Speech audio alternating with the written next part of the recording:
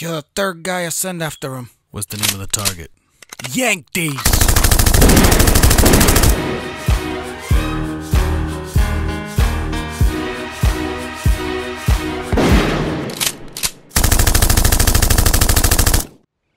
Yo, what up? Welcome to my channel. My name is Yank These, and today I have a Socom 4 video for you guys. It's actually probably been a while since I brought a Socom video for you guys.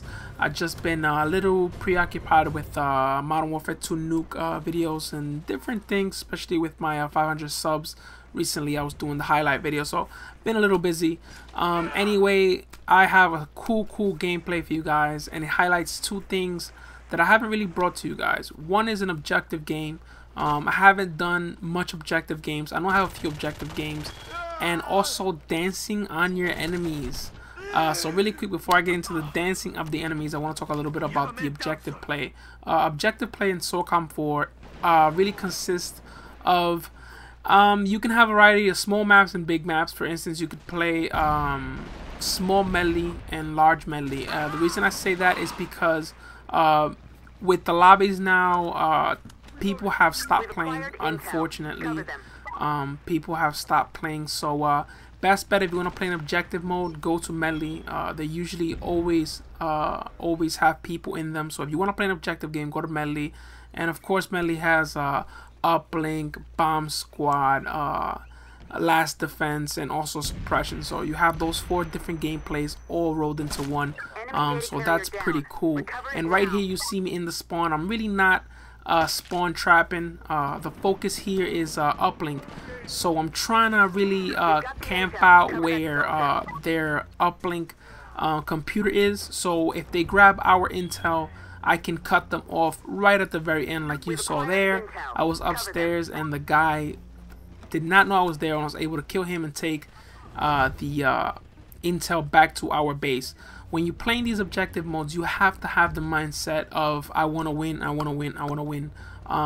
Someone asked me in my comment section in one of my videos, do people communicate? Not everyone communicates, but you want to take it upon yourself, if you're a good team player, to communicate. Make call outs, tell people, you know, what's the best route. Let's just say they're overstacking the right. You say there's, you know, there's 3 guys, 4 guys, right side. You know what I'm saying? So, you know, communicate, take the initiative. If you can communicate, you eventually have people communicating, and people wanting to play the objective. Positives, there are more points to be made, hands down. If you want to rank up, I know a few people have been asking me, how do you rank up the fastest? Uplink is #1. If you see people, you eventually run into people that are level 100 or high 80s, high 90s. Probably because the game is old, but in Socom 4, ranking up does take a while. So the way they did it is playing Uplink. Like I said, when you go into the game and you choose a game, playing Uplink automatically by itself, sometimes you won't get a lobby. So if you play medley and you play that, or best bet, you know, you could play classic. But I know a lot of you are not classic players if you guys are new to the game. Now if you guys are old school, then classic of course is your thing, and classic Uplink is the way to go.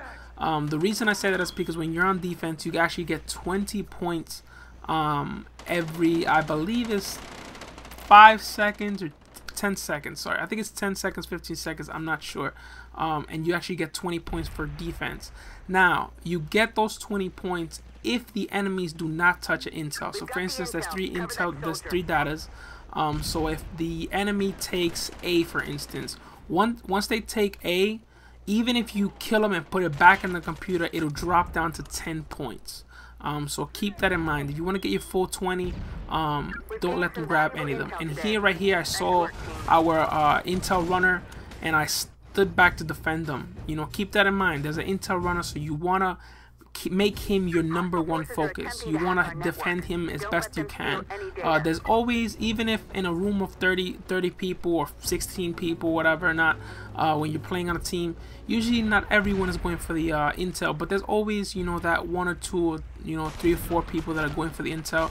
You know, if you're good with your gun, take the initiative, push up, try to give them some defense. If you got a mic, communicate. You know what I'm saying? I'm defending you, run this way or run that way, left side is bad, right side is bad, so communicate. and really defend him, because if he does not succeed in bringing back the intel to your team, to your base, then you eventually will lose the game. For when you're playing Uplink, if you guys do not know by now, you have to capture all 4 intels. You can't win by only capturing 2 or capturing 1. You have to capture all the intels to be able to win the game, so keep that in mind. And right here you guys will see me begin to dance. I usually do not dance, and honestly I don't recommend it to a lot of people. The reason is because it is a death trap. You're out in the open, you're exposed, you're helpless, and especially on a map like this, Sacrifice, it is really close quarters. The spawns are not far from each other. People are constantly rushing back and forth, especially here that I'm on defense. They want to get our intel in our base, so they're gonna push up. So if you stop, like you saw me dancing or whatnot, you eventually run into people and you eventually die. So I don't recommend it to everybody, but if you just want to mess around and have some fun, right here I was actually playing not with a clan, but everyone on our team actually had a mic, so we were really kind of communicating and we were on point. So the other team honestly had not one chance to beat us. So what we started to do is make a little bet to see if who could dance the most. I think one of the guys on our team actually said he had I believe it was like 15 or so dances, which is pretty ridiculous. I actually tried here to get 10 dances in a row. Unfortunately, not all the dances registered. You'll see me dancing and not get points for it. You actually get 10 points per dances. Quick tip: let's just say you're playing suppression, and you look at your scoreboard and it's a close race. Let's just say, I don't know, you have 21 kills and there's a guy in your team that has 22 kills. If you actually happen to dance on, let's just say, 5 or 6 of the people you kill, that's an additional 10 points. So for instance, if you get a 5 point, if you get a kill, it's 5 points.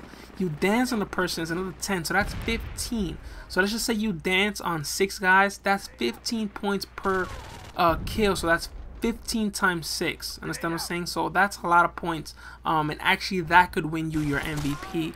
I've lost many MVPs by being number 1, and I'll ask the guy, you know, how did you win? And he'll say, you know, he's either, you know, put 3 or 4 kills together and got a streak kill, or basically just danced on people. I've had people tell me I've danced on people and gotten points. So, you know, that's a good idea. If it's a close race and you want to get those extra points, you dance, you get those 10 points, and the MVP can be a little closer to you. So that's a quick tip to know.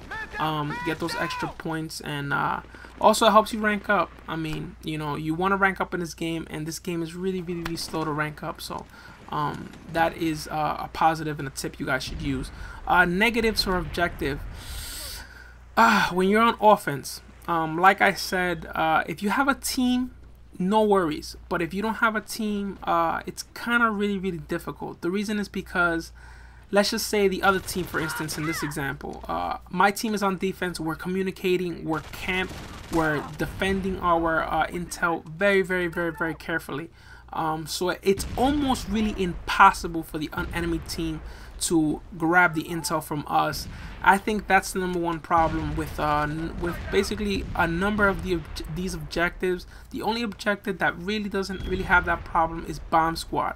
The reason is because of the bomb tech. If you get 4 or 5 guys, or even 3 guys defending the bomb tech, and the bomb tech is halfway decent of a player, you could actually just barrel through every defense the enemy has and disarm the explosives. I actually have a gameplay where I single-handedly defused the bomb and went through almost the whole team. So Bomb Squad is one of the game modes that you can really it doesn't matter the defense. Now here, if you're playing with a whole bunch of randoms, it won't play a part in winning objectives. It'll be easier to win and get in, grab the intel, come back. But if you're playing against a team, it's gonna be really hard. Like I said, the defense and camping is another valuable thing to use.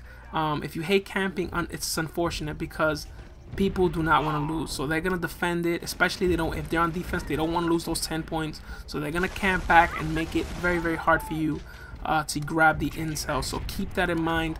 camping, and also the games are really long. If you see, for instance, the games cut out, the reason is because the game was long and it was like maybe 20 minutes, so I had to, you know, shorten it for you guys so I wouldn't put you guys through, you know, so much wait and so much me running around like a maniac. Well, I hope you guys enjoyed that commentary. It showed me my dancing skills on the field. My final score was, well, my final score is coming up. I ended up getting MVP for my team, ended up helping my team win the Uplink game. My final score was 25-7. Please rate, comment, subscribe if you haven't done so. My name is Yanktees, and I am out. Peace!